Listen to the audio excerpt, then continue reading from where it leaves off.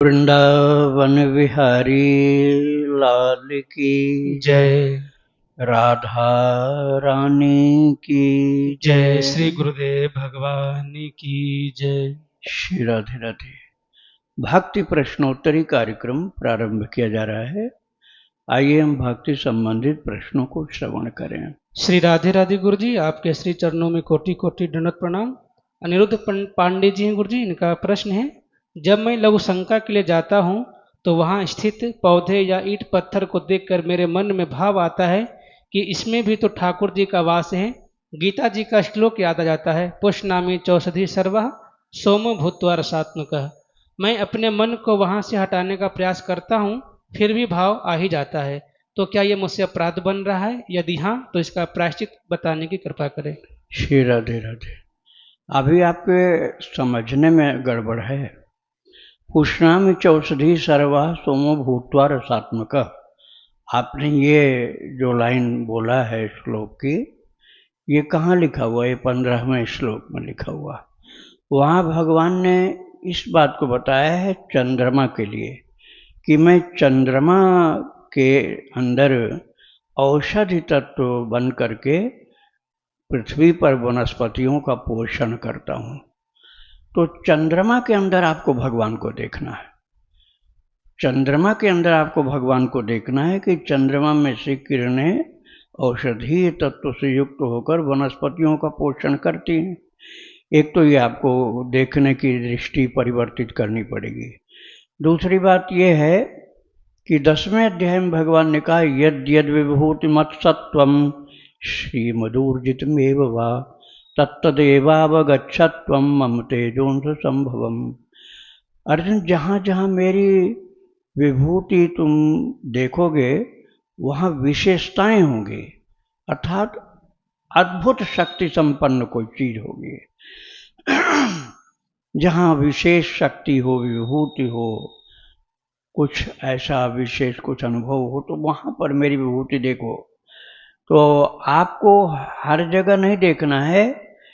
जहाँ भगवान की विशेष चमत्कारिक शक्ति प्रतीत हो, यद यद मतलब जहाँ जहाँ विभूति मत सत्व, मेरी विभूति का, मेरे सत्व का दर्शन हो, तत्तदेवावगच्छत्वम मम तेजंस संभवम, वहाँ वहाँ मेरा अंश समझो।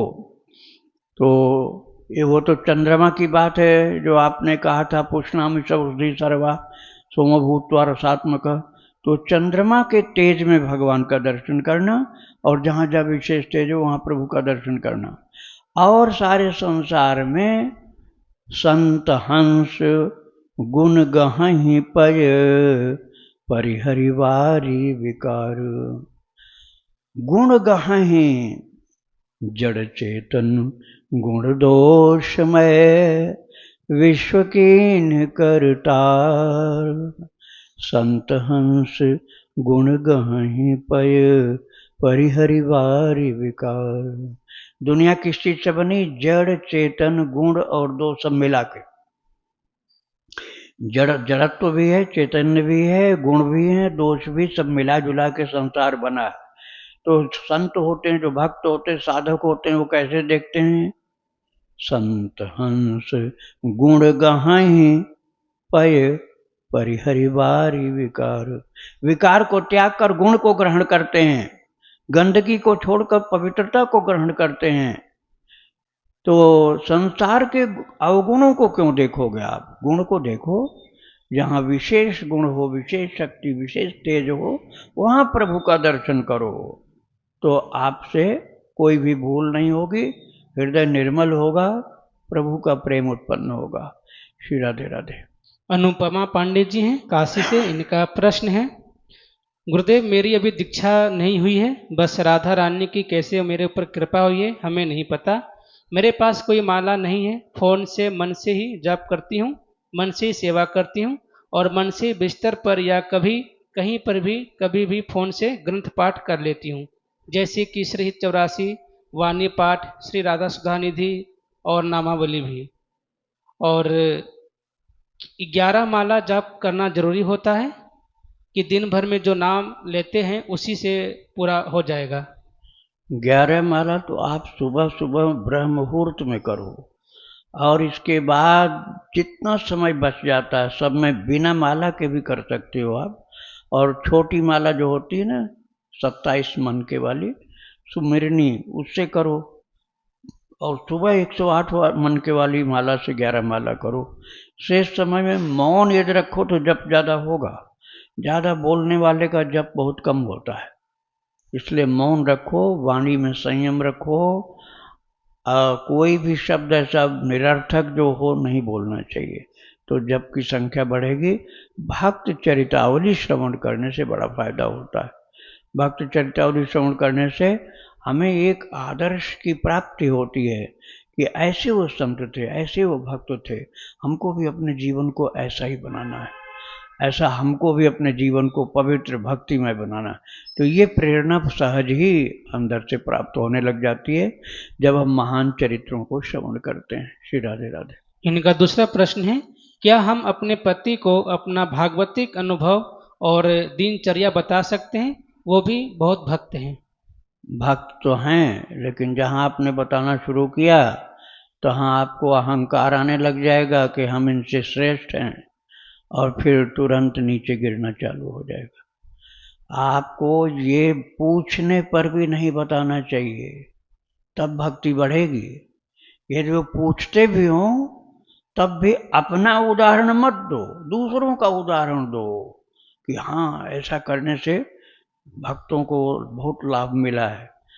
किसको मिला है उसमें अपना नाम मत जोड़ो कि हमको मिला है, तो आपकी भी प्रगति होगी, उनकी भी प्रगति होगी। और जहाँ आपने कोई अपने को आदर्श बताकर अपना ही बताना शुरू कर दिया, मुझे ये अनुभव हुआ, मुझे, तो तुरंत आपको लगेगा कि पति जो मुझसे छोटे हैं अब मैं बड़ी हूँ, तो अहंकार आने लग जाएगा। तो फिर प्रदर्शन की दुनिया में प्रवेश कर जाओगे, साधना की जगह प्रदर्शन का बाहुल्य हो जाएगा। श्री राधे राधे। सुनीता जी हैं मुंबई से, इनका प्रश्न है, मैंने एक दिन स्वप्न में छोटी बहन को मीराबाई की तरह हाथों में वाद्य यंत्र और दूसरे हाथ में माला लिए हुए ध्यान मुद्रा में बैठे हुए देखा। तो इसका क्या मतलब है? मुझे कुछ समझ में नहीं आ रहा है, कृपया करके बताएं। पर मुझे स्वप्न में ये आभास हो रहा है कि वो तुलसीदास जी को मानती है और उन्हीं की तरह, उन्हीं की कहने पर उसने यह वेश लिया है। बहुत अच्छी बात है, उसके ऊपर कृपा हो रही है, और आपके ऊपर कृपा यह है कि स्वप्न में ऐसा दर्शन भी आपको मिला है। तो आप उससे प्रेरणा लीजिए कि आप भी भक्ति में आगे बढ़िए, उसको रोकना नहीं, अपने को आगे बढ़ाओ। राधे राधे। जीनू गर्ग जी हैं राजस्थान से, इनका प्रश्न है, गुरुजी मुझे राम जी की विजय मंत्र को सिद्ध करना है तो मुझे क्या करना चाहिए? कितनी बार इस मंत्र को जपूं जिससे कि यह मंत्र सिद्ध हो जाए? संख्या से ज्यादा प्रेम का महत्व होता है। बात यह है ना कि हर आदमी की पात्रता बराबर नहीं होती। किसी के अंदर बड़ा निर्मल साफ दिल है, सरलता है, कोई कपट छल नहीं है। प्रभु ने कहा है न मोह कपट छल छिद्र न भावा। यदि कपट होगा, चालाकी होगी, छल होगा, तो मंत्र के जप में पूरा लाभ नहीं मिलेगा।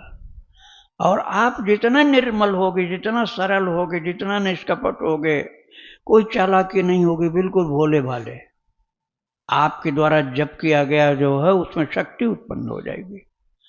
क्योंकि ठाकुर जी को भोले भाले लोग ज्यादा प्रिय होते हैं, उनको भक्ति मिल जाती है और लोग देखते रह जाते हैं। भक्ति में बहुत पढ़ाई की जरूरत नहीं होती, बड़ी सरलता की जरूरत होती है, निष्कपटता निश्चलता की जरूरत होती है। तो जो निश्चल होगा, निष्कपट होगा, सरल होगा, पवित्र दिल का होगा, उस आदमी को थोड़ी साधना में लाभ ज्यादा होगा। और जो जितने खतरनाक होगा, बोले कुछ अर्थ कुछ, धोखा की चतुराई की बातें उसके अंदर भरी पड़ी हैं, सबको बुद्धू बनाने के चक्कर में, सबको नीचा दिखाने के चक्कर में अपने को बड़ा चालाक बनता, ऐसे व्यक्ति के भजन में बहुत कम प्रगति होती है। क्योंकि प्रभु ने कह दिया, निर्मल मन जन सो मोहि पावा, मोहि कपट छल छिद्र न भावा। निर्मल मन वाला भगवान को पा जाता है, भले पढ़ा लिखा कम हो। और जिसने कपट छल की चतुराई की विद्या का दुरुपयोग करना शुरू कर दिया, उतना ही वो भक्ति में घाटे में चला जाता है। और कोई दुनियावी चालाकी हो सकती है, लेकिन भक्ति में लाभ उसको कम मिलेगा। इसलिए यदि प्रभु की भक्ति में आगे बढ़ना है तो थोड़ा जब से भी लाभ ज़्यादा मिल जाएगा, उसके लिए बढ़िया निर्मलता चाहिए। अब आप देखो, कोई बड़ा साफ सुथरा पात्र हो, आप उसमें आधा लीटर पानी भी डाल दो, बहुत आनंद आएगा जल पान करने में। और एक घड़ा भर करके आपने पानी लिया, लेकिन महा गंदगी का ढेर था, उसमें बड़ी गंदगी थी उस घड़े में। अब पानी तो आ गया 10 लीटर, लेकिन इतनी गंदगी थी कि दुर्गंध मार रही है, आप पी ही नहीं पाओगे उसको। तो पात्र अपना निर्मल बनाओ, सेवा करो, सबकी सेवा करो, सबसे सत्य बोलो, चालाकी से नहीं बोलो। तो धीरे धीरे धीरे भजन कीर्तन सेवा पुण्य सहायता सबके हेल्पिंग नेचर बनाओ, तो धीरे धीरे पवित्र हृदय हो जाएगा। थोड़ी देर भजन करोगे, आनंद आने लग जाएगा। मैंने ऐसे संतों का दर्शन किया है, जो रामहर्षण दास जी महाराज का, मेरे सामने की बात है, 4 बार सीताराम बोले थे। 5वीं बार तो दोनों आंखों से आंसू की धार लग गई, और फिर उसके बाद तो बोल ही नहीं पाए। इतना प्रेम उमड़ने लगा उनको। मैंने उनका चरित्र सुनाया है। तो आपके अंदर जब प्रेम उमड़ने लग जाएगा, तो थोड़े जप से ही लाभ ज्यादा होने लग जाएगा। इसलिए पात्रता अर्जित करो। राधे राधे। आशीष जी हरियाणा से, इनका प्रश्न है, गुरुजी हर रोज शिव मंदिर में जाता हूँ और हनुमान जी को राम राम का नाम सुनाकर आ जाता हूँ। उस मंदिर में ही शिवलिंग है, वहाँ पर भी जल चढ़ा देता हूँ। लेकिन आज जब मंदिर में गया तो मुझे आज शिवलिंग पर रुद्राक्ष मिला पंचमुखी, वो मैं ले आया। तो सही किया या गलत किया? उसको पूजा स्थान में रखूं या उसको पहनूं या फिर उस शिवलिंग पर ही रख दूं? क्योंकि रुद्राक्ष मैं पहले ही पहनता हूं और पूजा स्थान में भी रखता हूं। देखो, चढ़ाने के लिए अधिकार सभी को है, उठाने का अधिकार सबका नहीं होता है। आप शिव जी को चढ़ा दो, आपका अधिकार है, क्योंकि माता पिता हैं वो। बच्चा कुछ भी प्रेम से चढ़ाए तो स्वीकार कर लेंगे, लेकिन लेने का अधिकार उसका होगा जो अतिशय विरक्त हो, जो दुनिया में किसी से मांग नहीं सकता, किसी से लेने में संकोच लगता है, तो भोले बाबा का प्रसाद वो ले सकता है। हर कोई नहीं ले सकता है, बहुत वैरागी होगा वही ले सकता है, और लोगों को चढ़ाने का ही अधिकार होता है। तो आप ये बहुत विरक्त संत हैं तो आप ले सकते हैं, नहीं तो आप जाकर के शिव जी के फिर अर्पण कर दीजिए और कह दीजिए, भोले बाबा कोई वैरागी साधु आएंगे उनको आप दे देना, मैं तो गृहस्थी हूँ। तो अपनी पात्रता को पहले देखो, लेने का अधिकार सबका नहीं होता, देने का, दान करो, सेवा करो, पुण्य करो, ये अधिकार सभी को। और चढ़ावा हुआ लेने का अधिकार बहुत बहुत त्यागी तपस्वी हो उसके लिए होता है। श्री राधे राधे। इनका दूसरा प्रश्न है, गुरुजी मेरे से गलती से त्रिवेणी का जल घर की नाली में चला गया, उसको मैंने साधारण जल समझकर नाली में डाल दिया। ये बहुत बड़ी गलती हो गई है, अब मुझे बहुत बड़ा पछतावा हो रहा है। उस जल को मैं हर रोज पूजा में शिव जी को अर्पित करता था, आज मंदिर की सफाई करते समय अपराध हो गया। हाँ, अपराध तो जरूर हुआ आपसे। अब इसके लिए भगवान शिव जी से, गंगा मैया से क्षमा मांगो, शिव जी को राम राम सुनाओ खुद सुबह शाम, श्री राम जय जय राम, श्री राम जय जय राम।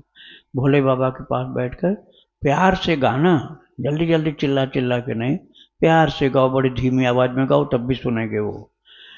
तो कभी फिर से जाना पड़े जहाँ से जल लाए थे, तो वहाँ से क्षमा मांग के थोड़ा जल शीशी पर लिख कर रखा करो कि कौन सा जल है इसके अंदर, मोटे मोटे अक्षर में लिख कर रखो, जिससे गलती न हो, लिखा दिखलाई पड़ जाएगा त्रिवेणी का जल, तो आपको निगाह पड़ जाएगी तो गिराओगे नहीं। और फिर आगे गलती ये नहीं है, इसके लिए प्रभु से क्षमा मांगकर सावधानी रखो आगे। और जो कुछ वहाँ पर मिल जाए, त्रिवेणी यदि जाओ तो कोई साधु, भिखारी, गरीब, असहाय, तो कुछ उनको खिला देना, कुछ उनके लिए भोजन जो भी दे सकते हो, फलाहार, वहाँ कुछ लोगों को प्रसाद पवाना, तो थोड़ा प्रायश्चित हो जाएगा आपका। श्री राधे राधे। नैन बाग उत्तराखंड से गुरु जी, इनका प्रश्न है, धीरज धर्म मित्र अरुनारी, आपद काल परिखई चारी। मैं इस चौपाई का गुण अर्थ समझना चाहता हूँ। मेरी विनती है कि आप कृपया निम्नलिखित बिंदुओं पर अपना मार्गदर्शन प्रदान करें। इस चौपाई का वास्तविक और गुण अर्थ क्या है? धीरज धर्म मित्र अरुनारी, आपद काल परिखे चारी, किष्किंधा कांड में, ये चौपाई किष्किंधा कांड में रामचरितमानस में है।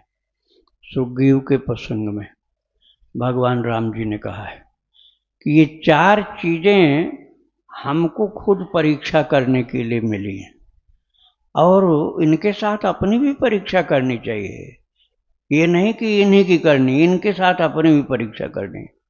धीरज अपने लिए है, धर्म अपने लिए है, और मित्र में आप तो मानेंगे सामने वाले को कि वो मित्र हमारा मौके पर काम नहीं दे रहा है, नहीं, अपने लिए भी देखना का हम भी तो उसके मित्र हैं, हम उसके कितने काम में आ रहे हैं। और नारी, आप मान लीजिए नारी नहीं है, पुरुष हैं, तो आप नारी में दोष खोजने लग जाओगे, परीक्षा करोगे ये नारी जो है सही है कि नहीं, परीक्षा करोगे। नारी यदि है तब तो आपके लिए लागू होता है, नहीं तो पुरुष के लिए लागू नहीं होगा कि आप नारियों की परीक्षा करते रहें, ये गलत हो जाएगा। तो इसमें समझना है पहला तो धीरज, धीरज अर्थात धैर्य, पेशेंस। अब आपको कोई कार्य करने को कहा गया कि इतना जप करो, इतना ध्यान करो, आपने एक दिन किया, अगले दिन लौट के आ गए, बोले महाराज मन तो लगता नहीं, क्या करेंगे जप करके, तो फिर कभी नहीं लगेगा मन। अरे पहले मन लग जाएगा तब जप करोगे क्या। धीरज, धीरज का मतलब जप करो, अभी उसके फल की ओर चिंता मत करो। किसी ने कुआं खोदा 10 फीट, पानी नहीं निकला, फिर 10 फीट खोदा, फिर ऐसे 5 जगह खोद रहा, पानी नहीं निकला, क्यों दूसरा खोदने लगते हो। वो कहता पानी नहीं निकल रहा तो दूसरा ही तो खोदना पड़ेगा। तो गुरुजी ने समझाया, जितने सारे खोद डाले सब खेत खराब कर दिया तुमने, इसकी जगह एक ही जगह 5 कुएं की जगह एक कुआं खोदते तो इतना न खोदना पड़ता, पानी आ जाता। तो धीरज रखना पड़ेगा। ऐसे जप करने में भी, पाठ में, अनुष्ठान में, ध्यान में, पूजा में धैर्य के साथ लगना पड़ता है। तुरंत फल मिल जाए ऐसा नहीं होता है, और धीरे धीरे करते करते आप सफलता को प्राप्त। धीरज वाली बात हुई। धीरज धर्म, धर्म का मतलब संकट काल में हम अपने धर्म पर आरूढ़ हैं कि नहीं। संकट काल में आदमी डगमगा जाता है। जहाँ संकट आया, जैसे भूख से परेशान, अब जैसे हमारे पास 4 रोटी है और हमको भूख लगी है कि 5-6 मिल जाए तो हम खा जाएं, 4 तो कम है। उसी समय एक आ गया साधु कोई और बोला कि मुझे भिक्षा दे दो, भिक्षा मांगने लगे। अब आपके अंदर यदि धर्म का विवेक नहीं है, आप डांट के भगा दो, हटो, मेरे पेट भरने भर का तो है नहीं, भिक्षा मांगने चले आए हैं। तो ये क्या हुआ, धर्म की परीक्षा, वो आपके धर्म की परीक्षा हो गई। जो अतिथि देवो भव, ये धर्म है। अतिथि देवो भव, अतिथि को देवता मानो, और अतिथि आया आपने डांट के भगा दिया। करना ये चाहिए था कि भले भूख हमको वो लगी है, लेकिन चलो बता दें भैया 4 ही रोटी है, 2 आप खा लो, 2 हम खा लेंगे। ऐसे ऐसे भी हुए हैं जो पूरा भी दिए हैं। आप उस श्रेणी में नहीं आ रहे हो तो कम से कम उनको बांट करके खाओ। ऐसा नहीं कि अकेले खा जाओ, उसको कुछ भी नहीं दो। तो ये धर्म की परीक्षा। धीरज धर्म मित्र। मित्र जैसे भगवान कृष्ण सुदामा के मित्र हैं, बिन मांगे दे दिया। मित्र, कृष्ण जैसा मित्र तो कौन हो सकता है। लेकिन हमको उनकी सेवा में हम भी लगे हैं, जैसे बन रहा भक्त तो उनके हैं ही। तो उदार मन होना चाहिए मित्र के प्रति। उस मित्र के अवगुण न देख करके उसकी हेल्प करनी चाहिए। मित्र, धीरज धर्म मित्र और नारी। नारी के प्रति भी आपको उदारता रखनी है। तो आप परीक्षा नहीं लेनी है। आपदकाल परखिए चारिये। आपत्ति काल में हम अपनी परीक्षा करें कि हम नारी को रख सकते हैं, उसके साथ हम अपने को निभा रहे हैं, उसको निभा रहे हैं कि नहीं। निभाने का मतलब है लड़ लड़ कर झगड़ झगड़ करके क्या फायदा मिलेगा। उसके साथ एडजस्टमेंट करके अपने जीवन को निभाओ शांति के साथ, प्रेम के साथ, तो नारी वाली बात पूर्ण हो जाएगी। ये 4 बातें हैं इसमें, धीरज धर्म मित्र और नारी, आपदकाल परिखी चारी। वो मैंने संक्षेप में बता दिया। राधे राधे। इनका दूसरा प्रश्न है, नारी शब्द से तुलसीदास जी का यहाँ आशय किस प्रकार की नारी से है? क्या यह केवल पत्नी के लिए है या किसी और स्त्री जैसे माँ, बहन, संगिनी के लिए? वैसे तो यहाँ पत्नी की बात है, लेकिन आ जाते हैं इसमें सब लोग। ऐसा नहीं है कि केवल पत्नी के लिए ही आप करोगे।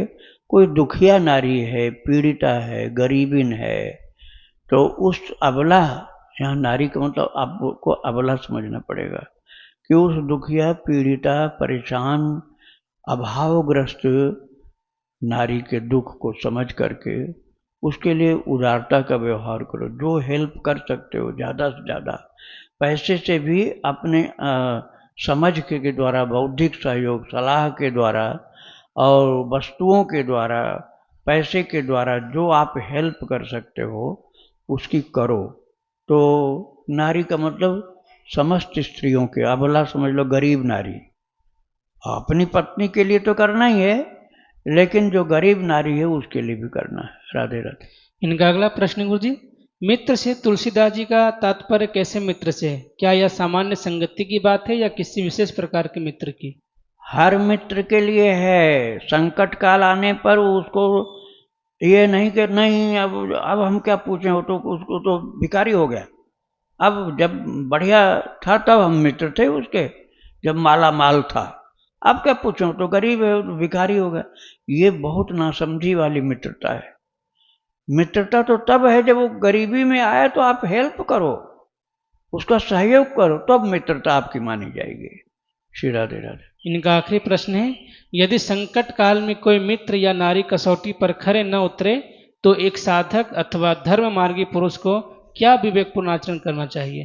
कसौटी पर आप कसने वाले कौन होते हो? यही गलती हो रही पहले। आप कसौटी पर कसोगे तब उसको मानोगे। कसौटी पर नहीं कसना है, अपने को कसौटी पर कसो। ये बहुत उल्टी सोच है आपकी। नारी को कसौटी पर, मित्र को कसौटी पर कसेंगे तब हम उसको मानेंगे, नहीं तो नहीं मानेंगे। ये गलत हो गया। अपने को कसौटी पर कसना है कि मित्र के लिए हम मित्रवत हैं या शत्रुवत तो नहीं हम हो गए। आपत्ति काल में है, हम हेल्पिंग नेचर हमारा नहीं है उसके लिए, तो हम कहाँ मित्र रहे, तो हम ही हो गए बेकार। उसको बेकार मत समझो। इसी तरह से नारी को मत दोष निकालो, अपने अंदर कमी है, इस बात को समझने का प्रयास करो। राधे राधे। ताजवर सिंह राणा है दिल्ली से, इनका प्रश्न है, गुरुदेव जब मैं सीताराम जैसे पावन युगल नाम लिखता हूँ तो क्या उसे 2 नामों की गिनती में लिया जाए या एक ही भावात्मक इकाई माना जाए? इसी प्रकार श्री राम, इस नाम में श्री और राम, क्या इन्हें अलग अलग गिना जाए या एक अखंड नाम के रूप में स्वीकार किया जाए? और कुछ नामों में जैसे श्री राधा, तो श्री और राधा माधव आदि इनकी गिनती को लेकर मन में थोड़ा संशय है, कृपया मार्गदर्शन करें। जब युगल नाम कहा जाएगा तो एक बोला जाएगा, एक युगल नाम ऐसा बोलेंगे। जैसे श्री राधा या श्री राम ऐसा आपने लिखा है, तो एक युगल नाम ये बोला जाएगा। और ये युगल शब्द नहीं बोलोगे तब दो नाम कहा जाएगा।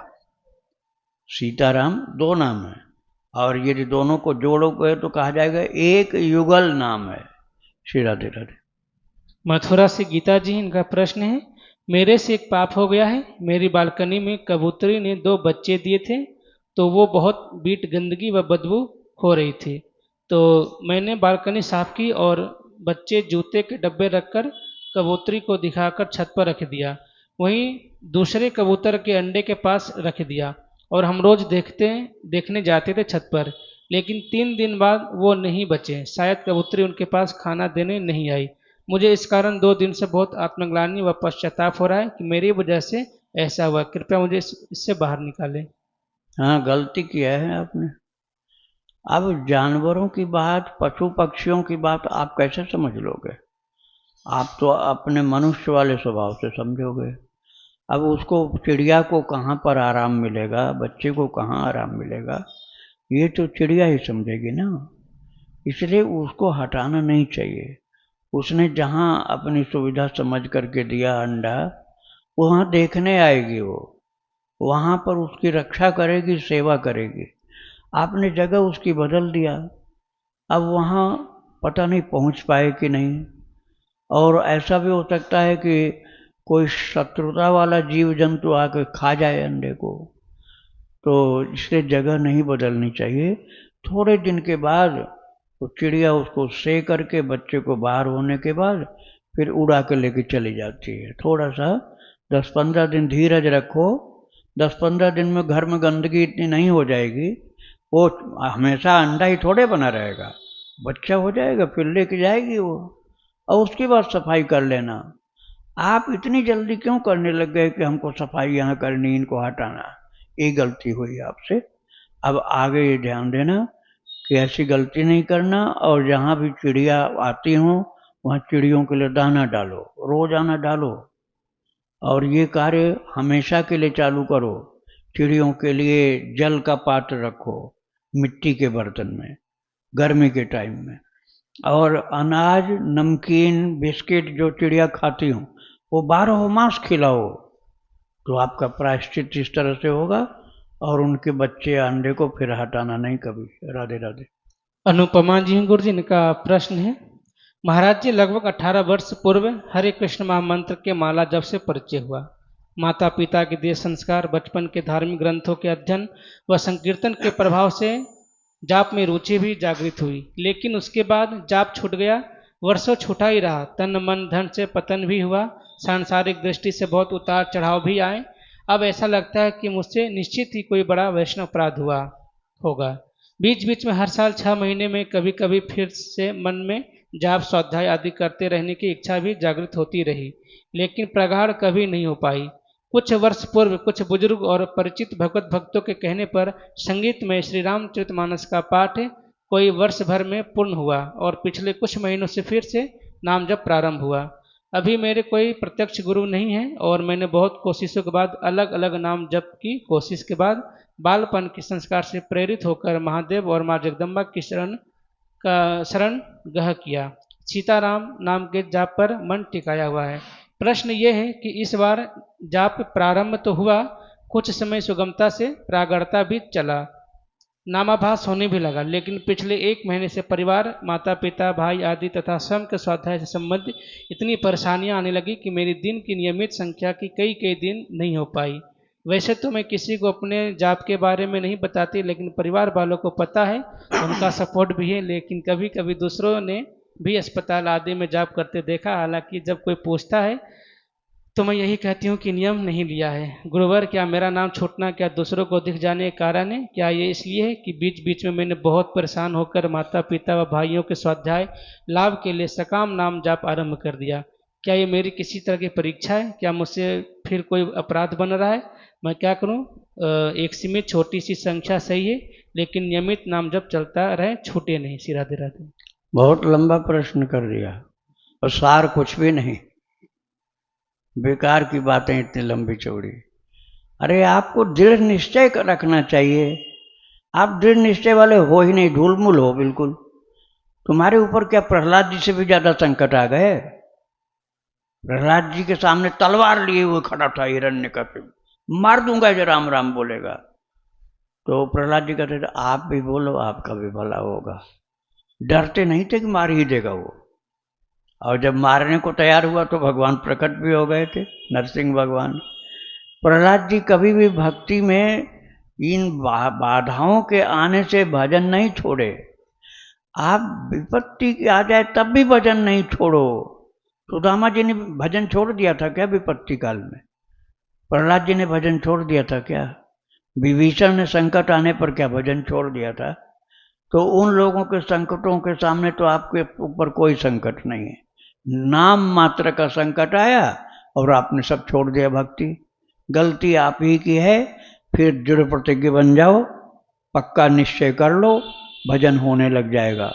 भक्तों संतों की सेवा करो, संतों का भक्तों का चरित्र श्रवण करो, तो और अधिक सहायता मिलने लग जाएगी। राधे राधे। असम से सुमित जी हैं गुरु जी, इनका प्रश्न है रामचरितमानस पढ़ने का सही समय कौन सा है और इसके पढ़ने का क्या नियम है? सही समय है रात में 4 बजे से सुबह 6 बजे तक, लेकिन बिना नहाए नहीं पढ़ना। तो आपको उठना पड़ेगा कब? 3 बजे। 3 बजे उठो, नहा धो करके पवित्र कपड़े साफ सुथरे एकदम, कल का पहना हुआ नहीं, और फिर कुछ आसन के ऊपर कंबल डाल करके भगवान का चित्र लगा हुआ हो अपने घर में जहाँ पर, वहाँ पर बैठ करके रामचरितमानस का पाठ करो। कम से कम 1 मास पारायण। अधिक करना चाहते हो 1 नवाहन पारायण करो, 9 दिन में पूरी रामायण हो जाएगी। मास पारायण करोगे तो 1 महीना में पूरी हो जाएगी। तो प्रतिदिन ये करना है और इसी तरह से समय से करना है, ब्रह्म मुहूर्त में 4 बजे से 6 बजे तक। श्री राधे राधे। इनका दूसरा प्रश्न है कुछ लोग बताते हैं कि हनुमान चालीसा रात को पढ़ना चाहिए तभी हनुमान जी सुनते हैं, क्या दिन में पढ़ने से कोई अपराध तो नहीं होगा? ये हनुमान जी महाराज हमेशा सुनते हैं और हमेशा वो भगवान की सेवा में रहते हैं। आप जो कई लोग ये बोलते हैं इतने बजे भगवान की सेवा में रहते हो नहीं सुनते, तो ऐसा कोई समय ही नहीं जब भगवान की सेवा में वो न रहते हो। 24 घंटे राम जी की सेवा में रहते हैं वो। भगवान सो रहे हो तब भी उनको चुटकी बजाने की सेवा। वो कहीं अलग बैठे होंगे कि प्रभु को जमाई आवे तो चुटकी बजाने। तो हमेशा वो सेवा में भी रहते हैं और इतना सावधान हैं कि कोई भी उनको पुकारता है तो उसकी आवाज़ भी उनको सुनाई पड़ जाती है। श्री राधे राधे। वृंदावन बिहारी लाल की जय। राधा रानी की जय श्री गुरुदेव भगवान की जय। श्री राधे राधे।